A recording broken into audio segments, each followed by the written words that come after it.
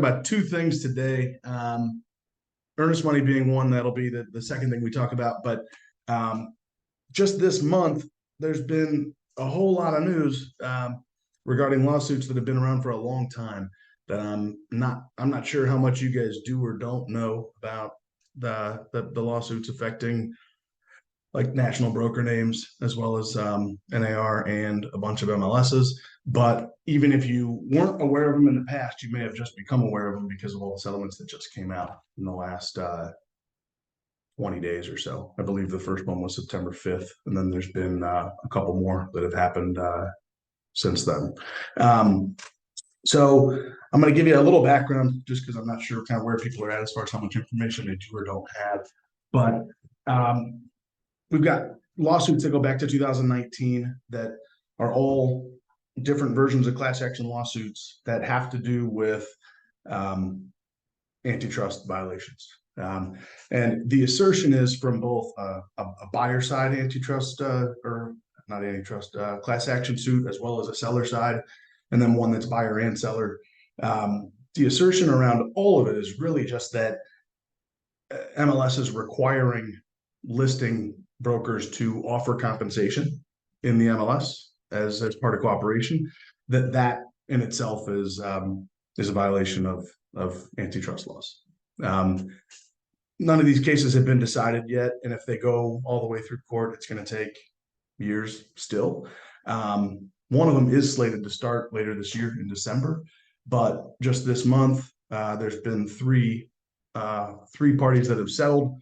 One being the PIN MLS, which is Massachusetts and some other areas, that they settled their case recently, and then Remax and Anywhere Real Estate, which Anywhere Real Estate is a conglomeration of Coldwell Banker, Sotheby's, Better Homes and Gardens, a whole bunch of different brands are all under that same umbrella, and they settled as well. Keller Williams is one of the brands named because every big brand is named. We have not settled or anything like that. But I bring this up, one, because I'm concerned that agents are going to start hearing about this more, and I don't want anybody to get scared because there's nothing to be afraid of right now. There will be changes that certainly will end up being made to the way we do business because of these, but none of it will be bad. We will get through it. And again, like I said, it all has to do with MLS compensation at the end of the day, and that creating an antitrust violation that basically says, as a seller, I paid more commission than I needed to because we were forced to offer compensation to the other side. And as a buyer, saying I paid more than I needed to for my house because the seller was forced to pay a buyer's agent commission. So those are the two arguments that are being made. So one thing that's already happened is lots of MLSs have already changed that rule, ours included, up until recently, and it may not have gone into effect yet in our MLS, but it will soon. But up until recently, you had to put a number in the buyer agent compensation section, and that's changed, like I said, in MLSs across the country, and will change in ours as well. Just a couple of weeks ago, NAR came out and basically said, 0 is an offer of compensation. So they just, now 0 is a number that can go in that. From the NAR standpoint, is a number that could be offered. Where this falls is going to be somewhere between buyers paying agents and sellers just better understanding that they're paying agents, and buyers agents probably having agreements with buyers is probably where it goes. But like I said, I say this to you to make sure you guys are aware that we are on top of it. And as changes happen, we'll make sure that you guys are in the best position possible to be able to protect your business and protect the commission that you guys should be paid to represent buyers. Is anybody aware of these lawsuits and has any specific questions or concerns about things they've heard about that they want to throw out there to the group or at me?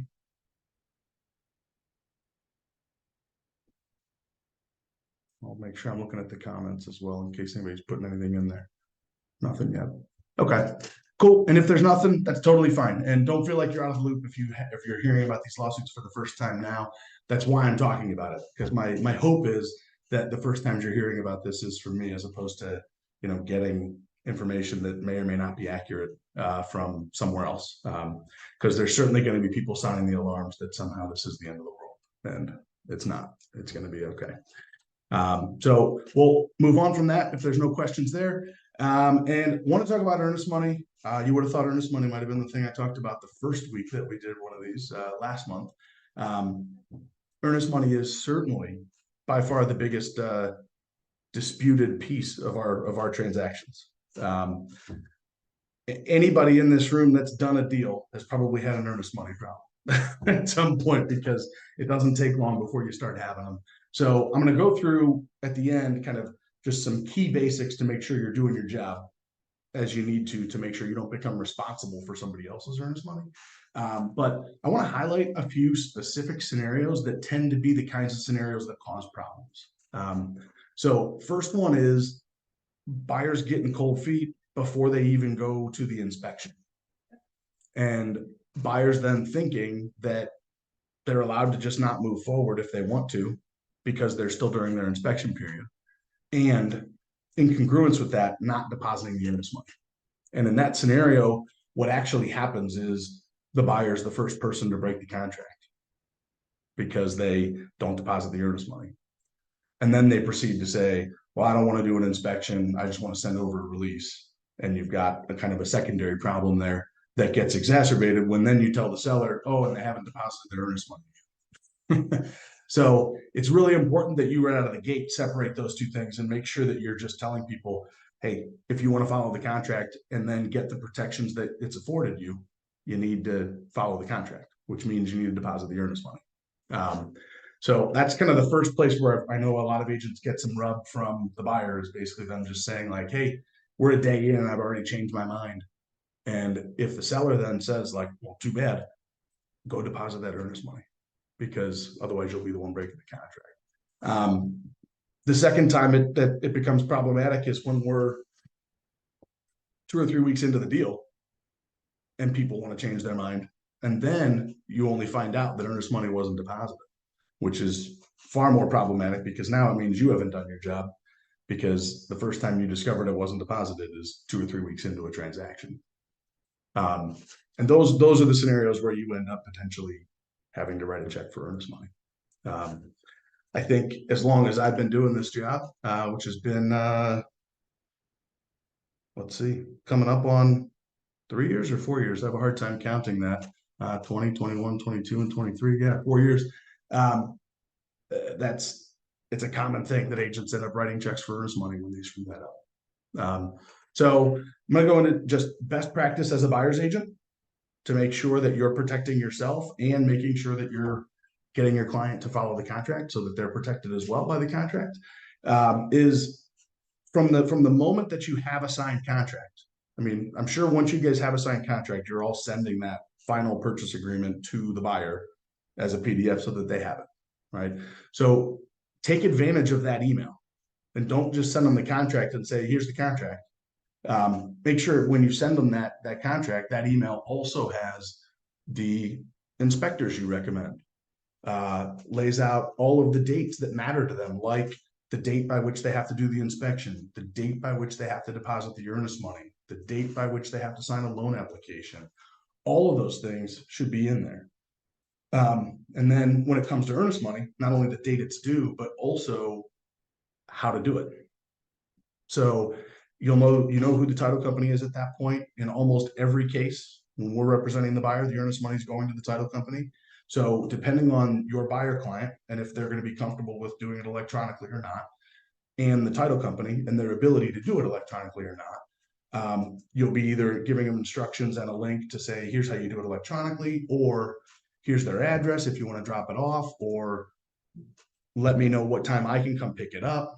Whatever needs to happen, those instructions need to be in that email. Then you send those same instructions the next day, and the day after that, and the day after that, until it's done, right? So you'll be sending that 4 times as a buyer's agent. And then the 4th time you're sending it, you're also letting them know, if I don't get confirmation from you that it's been deposited today, I need to let the sellers know that the earnest money hasn't been deposited and that we're not following the contract. And then as soon as you do that and you get no response from them, or you get the response of I'm not depositing it, then on that fourth day, you need to make sure that you're at, on the phone with the listing agent and by email, letting them know that earnest money hasn't been deposited. Because that's the extent of our responsibility. We're not responsible for its deposit, but we need to make sure buyers know it needs to be deposited. And then we need to make sure we tell the seller when the buyer has broken the agreement by not depositing it, that the buyer hasn't deposited it. Because not telling them potentially makes you responsible for depositing it. In the scenario where the buyer didn't deposit it and is going to deposit it for whatever reason you could imagine, they got in a car accident the day after the contract was signed and they've been in the hospital for 2 days, whatever it might be, just create an open channel with the other side and make sure that it's been made clear that it will be deposited. Ideally, you might even get an addendum signed giving the buyer until a certain date to get it deposited. But if you don't have that, you'd at least have some good email communication between you and the listing agent saying, here's why it hasn't been deposited. Here's what they're going to do. Is that okay with you guys? And getting communication back from them saying, yes, we understand, that's fine, that type of thing. Just so you have something that you could document, so that 7 days in, a seller doesn't change their mind and decide, like, since they haven't deposited it now, I'm going to move forward with somebody else. Because that's something a seller has a right to do. Once a buyer's breaking the agreement like that, they certainly have a right to consider the contract void and move on. And once that happens, is back to, like I said before, where we end up with division complaints and sellers expect us to cough up the earnest money, however much it is. So now on the listing side, the thing the listing side is much easier, but it's also still important because we've had sellers point the gun at their own agent saying, how come we didn't know the earnest money wasn't? So it's also important on the listing side that you're doing some follow-up. It's not the same extent as it is on the buyer side. I don't think any more than 2 times is appropriate. So, the day after you have a contract, following up with the buyer's agent to make sure that earnest money's been deposited, or if it hasn't, that it is being deposited. And in addition to following up with the buyer's agent, as the listing agent, also follow up with whoever the depository is, assuming that the depository is not going to be the listing or the buyer's agent's brokerage, and it's probably going to be a title company, to follow up with the title company as well. On both of those, both the second day and the fourth day. And then let them know on the fourth day also, if we don't have any confirmation it's deposited, we're running the risk of my client treating this like we don't have a contract anymore because the earnest money hasn't been deposited. To some extent, that's a little bit of you doing the buyer's agent's job, but you will stop a lot of potential heartburn that's going to happen if you don't do that. And then you guys find out 6 or 7 days later that the earnest money hasn't been deposited. And then you turn to your seller and say, well, they never told me. Much better to be proactive about it. And that's why it's important to reach out to the depositor too, because if you just are reaching out to the buyer's agent and getting no response, that's not real helpful. But getting an actual response from the title company confirming they don't have it is way more helpful than just no response at all from the buyer's agent, because who knows if it's been deposited or not. We've all worked with good agents and bad agents. So, and when you're working with a bad one, you have to do some of their job. And that's just the way it goes. And it's in your client's best interest that you do some of their job. So I'm going to tell a couple of stories just to kind of show you a couple of different progressions of the way things happened for different agents and how it ultimately played out. Just so you guys can kind of learn some lessons from some other people. We had one recently where a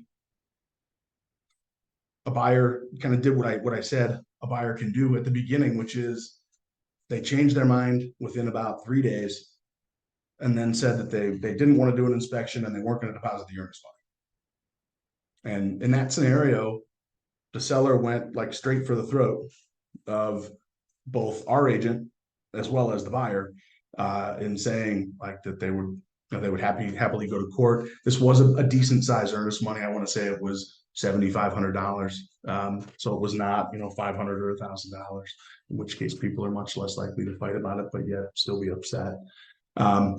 And our agent did an excellent job of making things very clear to the buyer and kind of standing up to them. I think a lot of times we shrink back from our clients because we want our clients to be happy with us, so we don't want to tell them things that we think they don't want to hear. But the reality is, the things our clients need to hear, the things that are going to keep them out of a lawsuit over earnest money deposit. So within about 48 hours of realizing that this was going to go sideways, our agent was able to get the buyer to understand that, able to get the earnest money deposited, and able to get an inspection scheduled, so that they could actually do an inspection within that time period, because they had, I think, 10 days or 12 days. It was a longer period than the normal 7 or so. But they only had like 4 days left, 3 days left. So he was able to get all that done. And oddly enough, in the end, that guy bought that house. So you never know what'll come of it. But had he not been proactive about confirming that the earnest money had been deposited and confirming that we needed to move forward and schedule an inspection, he would have ended up on that 10th or 12th day, and they would have been stuck holding the bag, because our contract is clear about inspections as well. The inspection contingency doesn't say that during the inspection period you can back out for any reason you decide. It says you can back out due to undisclosed latent defects discovered at a home inspection done by a licensed home inspector. So, and I get it. If I'm the listing agent and somebody calls me on the second day and says that we're going to back out after the inspection, I'm inclined to just sign a release, because it's probably not worth wasting everybody's time, including the sellers, going through that inspection process. But not always.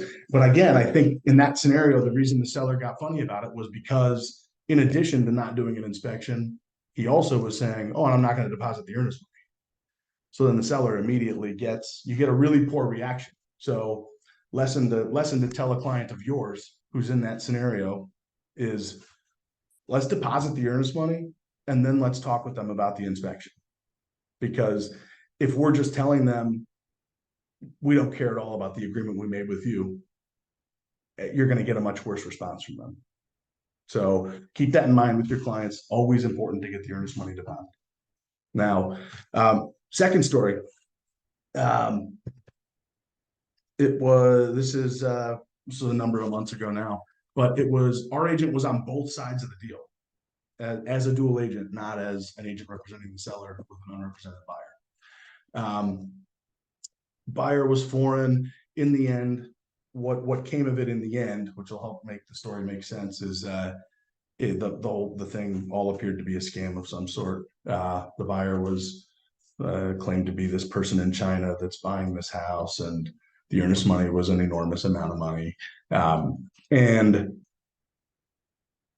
through those first handful of days, and it took a longer time, in part due to the buyer being foreign and things, just, you know, communications taking longer. But through the first handful of days, our agent was reaching out to the buyer, giving him instructions about how to deposit earnest money. Here's wiring instructions. Here's what you need to do. The buyer's then giving him instructions to talk to his financial advisor, and he's doing that as well, and all this by email. So he's got it all documented. And starting on the 4th or 5th day of the contract, the seller starts reaching out to the title company, asking if earnest money's been deposited. And our agent's attached on all these emails, so he's seeing all this communication happening. And earnest money hasn't been deposited. There's been no proof it's been deposited. Then I don't remember the exact timing, maybe 12 or 13 days in, an attorney that the buyer was working with locally received a check from him that was supposed to be to pay the attorney and be the earnest money. Seller was made aware that check existed. Attorney also made everybody else aware that he was not going to deposit the check because it appeared to be fraudulent, the whole thing. Moral of the story was, through all this odd stuff that was going on, the fact is our agent made it very clear to the seller that earnest money hadn't been deposited. And then once we did receive a check, that the check wasn't legit and it couldn't be cashed. And finally, after about 30 days, The seller just wanted to sign a release, and they signed a release and moved on. He's no longer our client, which is fine. But that guy went and filed a division complaint, and claims he's going to file a lawsuit that like we have to pay the earnest money because it was our job to collect it. And if our agent didn't do all the things that he did and didn't have all the documentation that he had, we'd potentially be in that situation. And this was a boatload of earnest money.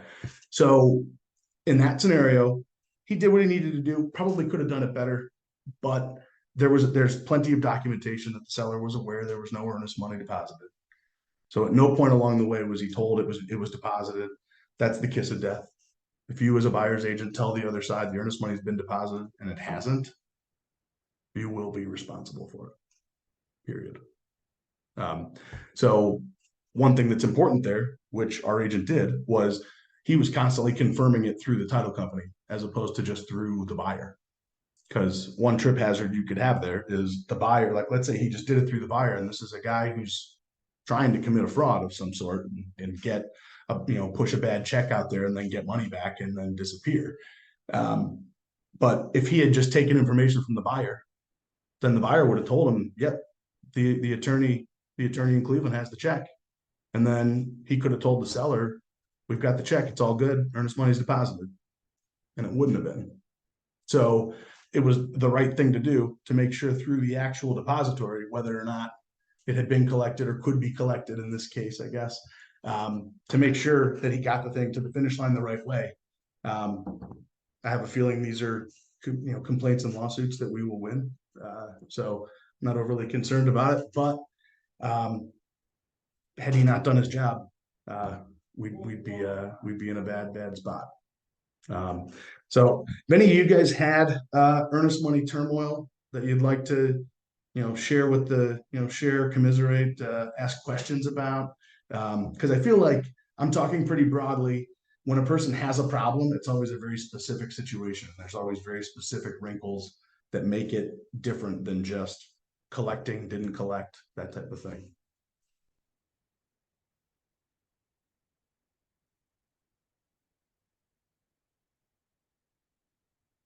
Nobody's had any earnest money issues ever, huh? I just had something I wanted to ask. How is this? Sometimes you, rarely, but I've seen it come up where there'll be a contract or offer where they'll say that the earnest money will be deposited after the inspection. That's totally fine. Again, earnest money it's all a matter of what everybody will agree to. Right. And there's upsides and downsides to earnest money being deposited after some other benchmark, whether it's inspection or loan commitment or whatever. None of that's unreasonable.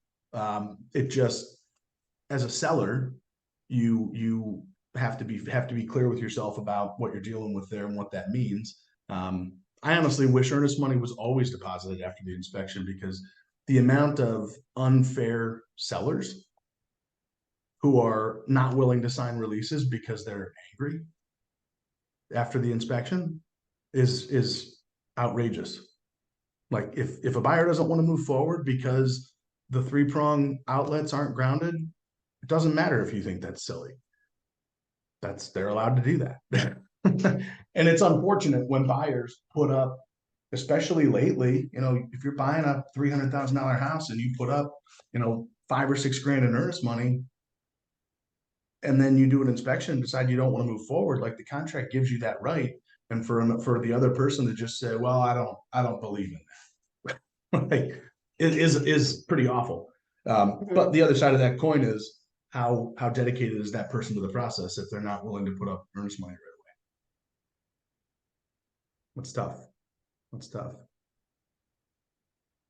Anybody else have anything? This one, I was planning on keeping this one fairly brief, but I can certainly take any and all questions or things you guys want to talk through. All right. Can you go more into detail as to how and why the agent will be responsible for paying earnest money? Yeah.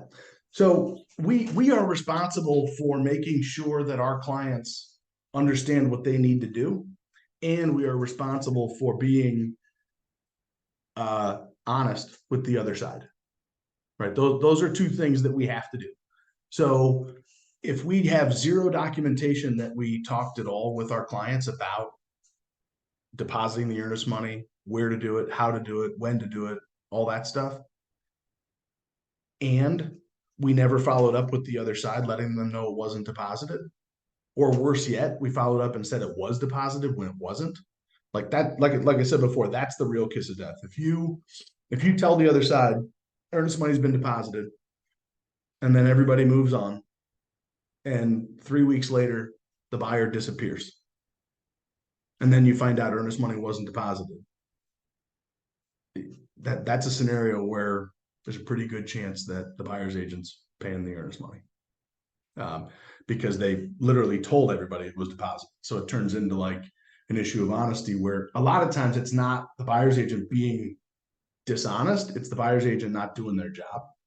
Because had they actually reached out to the depositor and confirmed that earnest money was deposited, they would have found out it wasn't.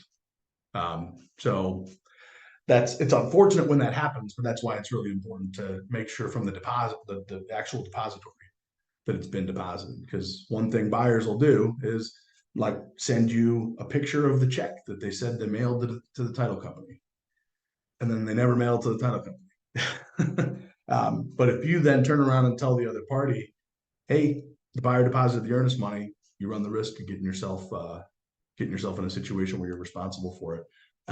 Short of that, just literally not doing your job to get it deposited can turn into a scenario where the seller files a division complaint against you. And usually what ends up happening there is you don't want to fight the division complaint, because you probably don't have a good looking file. You know, if you're not a person who's actively collecting earnest money, there's probably a lot of other things wrong with your file, which means if it goes to the division, there's going to be some fairly significant punishments and fines. And so a lot of times in mediation, that's a scenario where the agent writes a check for the earnest money to make sure that they don't have to deal with the division complaint. So that's the most common way that it plays out. It hardly ever is like a civil lawsuit. It's usually through the division. Anything else?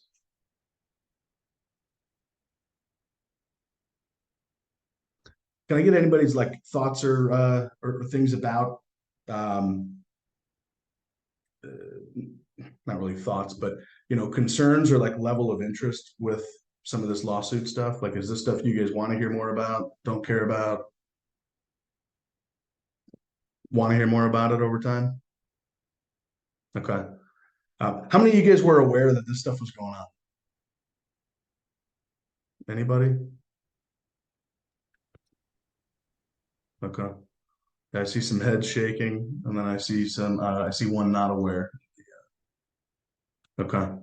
Yeah. So I will, I'm gonna keep talking about this stuff, only because now that there's some settlements happening, it feels like we might get to some version of a finish line shorter than I originally thought.